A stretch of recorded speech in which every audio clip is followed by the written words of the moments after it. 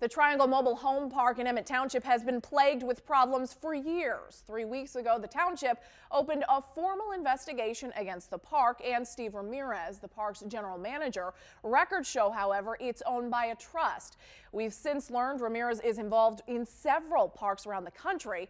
Tonight, one of Ramirez's former maintenance workers is speaking out, telling us people need to hear the truth about what's going on at the park.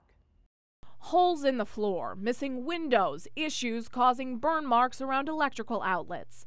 There have been sewage leaks, exposed wires, and the list goes on.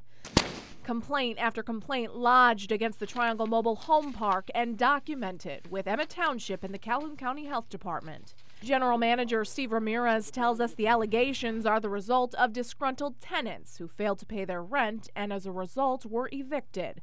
But a former maintenance worker tells us he's seen it all firsthand. I've actually fell through a couple floors while I was there. And, we just had to fix it. Chuck Hammer started working at the park in early 2011. Were you ever or in any way licensed or certified to do this work? No, I wasn't. Ramirez would not talk with us on camera, but tells us he's not sure whether Hammer was licensed. He says another employee who handled much of the work did have a license.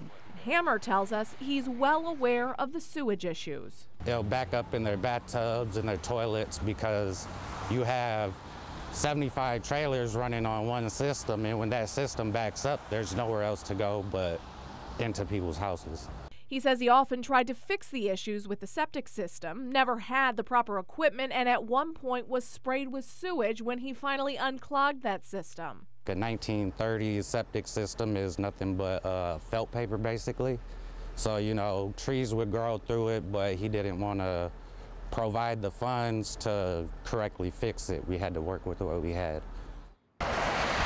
According to Ramirez, a professional company was brought in to handle those septic issues, but says his employees helped with the labor, always with proper equipment. In 2012, Legal Services of South Central Michigan, a group providing free legal representation, filed a formal complaint with the state. The complaint states that Hammer, at the direction of Mr. Ramirez, had disconnected the trailer from the sewage system entirely so that the waste would spill out onto the ground. It's an allegation that Ramirez called, quote, a bold-faced lie. Well, the first time I heard of him was January of '05, when the water was cut off.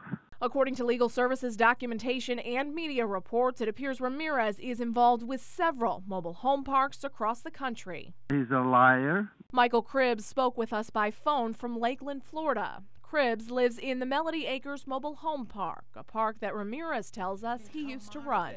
He tried to tell us to pile the garbage up in our own yards, and I wouldn't do that. Ramirez says it's just another lie. This complaint filed by Legal Services says, quote, despite being cited by the state of Florida more than 15 times, Mr. Ramirez never obtained a license for the park. It goes on to say the park was continuously plagued by backup sewage, busted pipes, and sinkholes. And it doesn't end there. Ramirez is also the general manager of Shady Acres in Flint. They don't take care of nothing in this park anymore.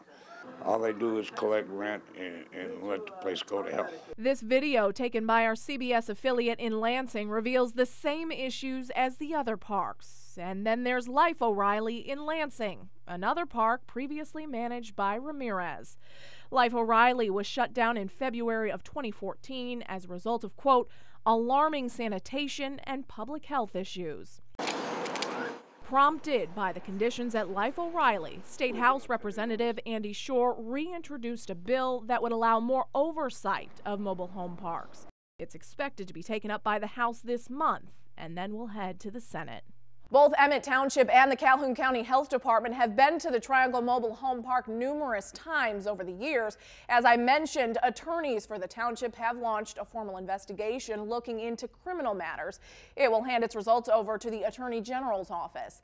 The Health Department tells us it needs an imminent health hazard to shut the park down, something it says it doesn't have right now.